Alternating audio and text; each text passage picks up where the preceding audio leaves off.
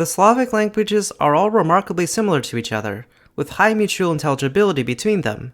However, the two languages in the Slavic family with the highest number of speakers, those being Russian and Polish, have plenty of differences between them that hinder communication. But being Slavic languages, they shouldn't be too different. So then, just how similar are Russian and Polish?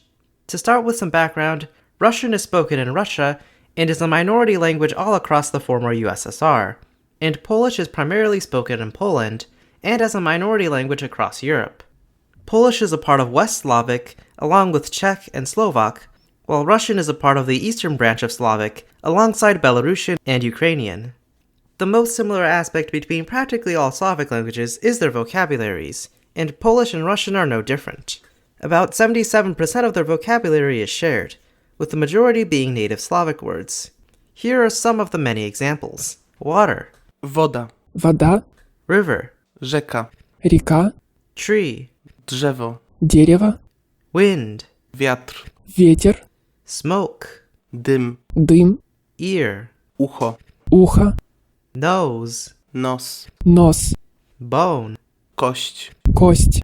Mother. Matka. Мать. Father. Ojciec. Отец. Short. Krótki. Короткий. Long. Długi. Длинный. To sleep. Spać. Спать. To read. Czytać. Читать. To live. Żyć. Жить. As you can see, some words are noticeably different due to their different phonologies, but are mostly recognizable. There are also plenty of native Slavic words that are different between the two languages. Woman. Kobieta. Женщина. Turtle. Żółw. Черепаха. There is a Russian cognate, zhelf, but it's obsolete. Big. Duży. Большой. Although the words for great can also mean big, and those are cognate Wielki. and Великий.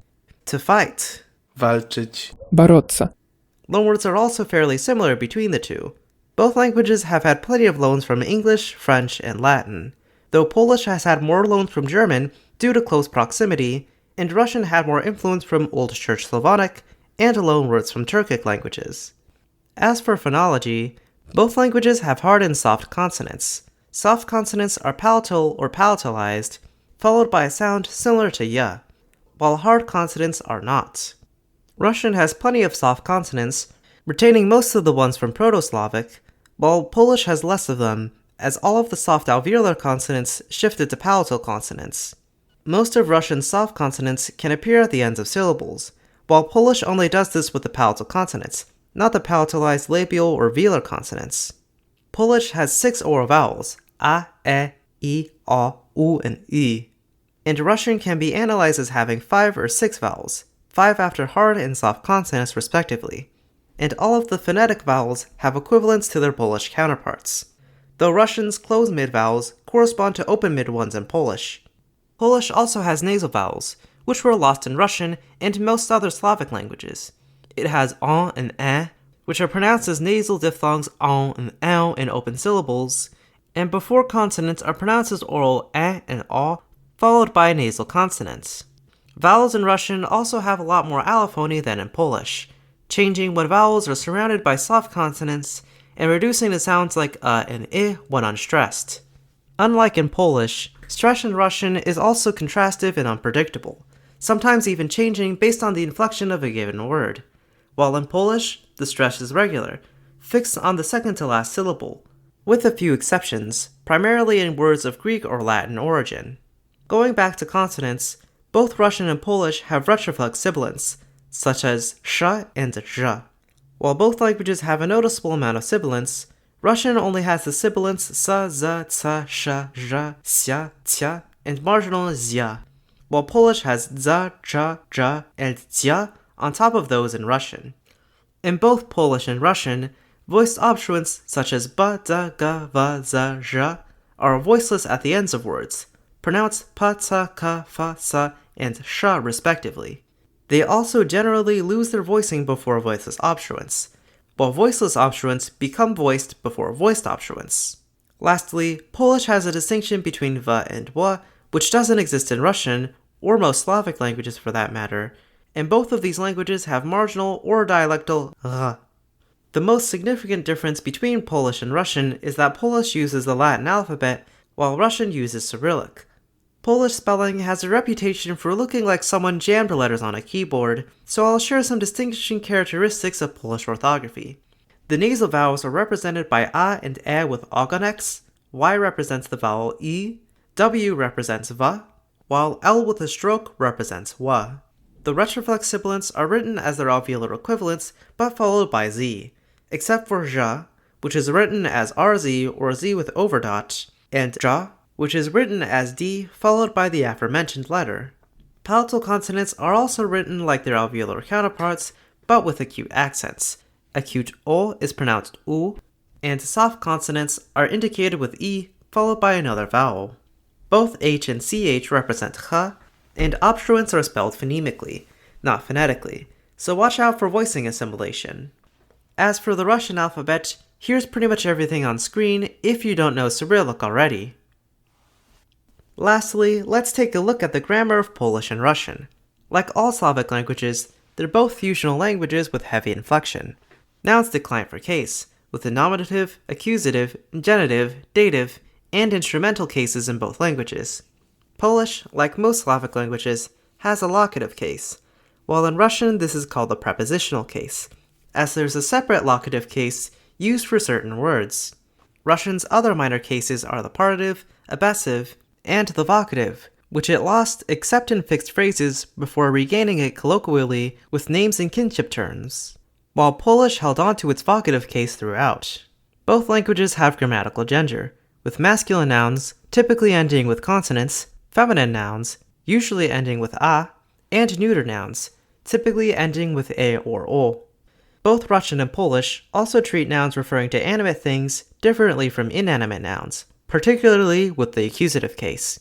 Animate nouns have their accusative form the same as the genitive, while inanimate nouns have their accusative identical to the nominative case, at least in the plural. And with masculine nouns in the singular, Russian has a significant number of nouns that don't decline for case or number, especially surnames, foreign first names, recently borrowed words, abbreviations, and acronyms, while Polish doesn't have as many indeclinable nouns.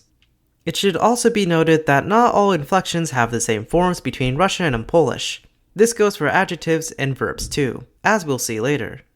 Adjectives in both languages agree for the case of the noun it's modifying, as well as gender, though the plural form is the same regardless of gender in Russian, and Polish distinguishes between the masculine personal plural and a plural for anything else, including feminine and neuter nouns, as well as non-personal masculine nouns. Russian also has short forms of most of its adjectives, which are only used in the nominative and only need to agree for gender and number. Numbers also inflect, though their exact inflection depends on the number itself. And interestingly, numbers 2 to 4 in Russian and numbers 5 and above in Polish put nouns into the genitive case. Demonstrative and possessive pronouns also agree for case, gender, and number. Speaking of pronouns, both languages have a formality distinction in the second person. Russian uses V, the second person plural pronoun, for the formal second person singular instead of informal ty, while in Polish, ty and v are always informal, and the formal pronouns pan, pani, and państwo are used for the masculine singular, feminine singular, and second person plural respectively. Both languages have a neuter singular third person pronoun, and as with adjectives, Polish distinguishes between the masculine personal and the non-masculine personal in the third person plural, while Russian only has one pronoun for it. Before I describe the nightmare that is verbs, I should mention neither language has articles, so you don't need to worry about them. Enjoy this brief reprieve while it lasts. In both Russian and Polish, verbs have personal agreement, changing depending on the pronoun of the subject, have the past, present, and future tenses, and have a distinction between the perfective and imperfective aspects. Imperfective verbs refer to ongoing, incomplete, habitual, and/or repeated actions, while perfective verbs refer to singular and complete actions.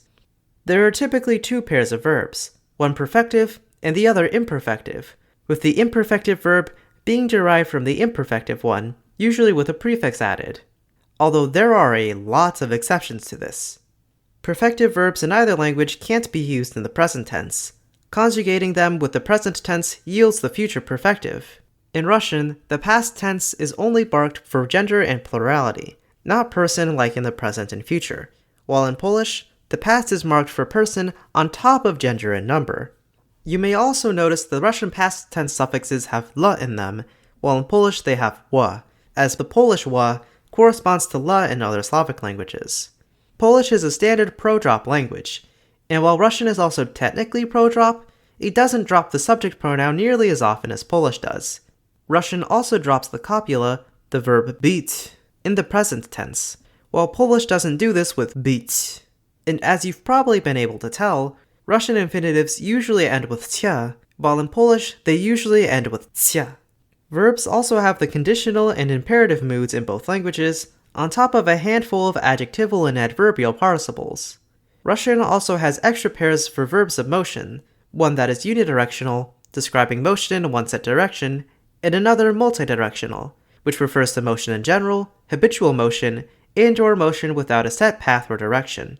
Polish makes this distinction too, although they're usually referred to as determinative and indeterminative movement respectively. Both languages also use a plethora of verbal prefixes for verbs of motion, adding specific senses to the verb. Because of the cases in personal agreement, both Russian and Polish have relatively free word order, with the subject, object, and verb being moved around primarily to convey emphasis. Neither language shifts the word order for yes or no questions, usually having rising intonation to indicate a question. And finally, both Russian and Polish have double negatives. Here are some example sentences in Polish and Russian to give a sense of the similarities and differences. My good friend is visiting me in 2 days. In Russian it's Мой хороший друг посетит меня через 2 дня. and in Polish it's Mój dobry przyjaciel odwiedzi mnie za 2 dni. Note that Russian also has the word dobry, cognate to Polish dobry, but using it to describe a friend is more literary. At that restaurant, we heard music, but we couldn't hear each other. This sentence is В том ресторане мы слышали музыку, но не могли слышать друг друга. in Russian and W tej restauracji słyszeliśmy muzykę, ale nie mogliśmy usłyszeć siebie nawzajem. in Polish. And those are most of the similarities and differences between Russian and Polish. As you can see, they're still pretty similar at the end of the day, and knowing one language certainly makes understanding and learning the other one much easier. But on the other hand, there are a lot of differences, big or small, that make both Polish and Russian unique and distinct from each other. Thank you to all my Patreon supporters, with special thanks to Sunder, Furoist, Jeffrey, Blairdactyl, Eric Asim, and Jamie Cavalier. If you enjoy what I make, then consider supporting the channel on Patreon, or at the very least hitting the subscribe button so I can feel slightly better about myself. That's all for today. Do zobaczenia and do svidania.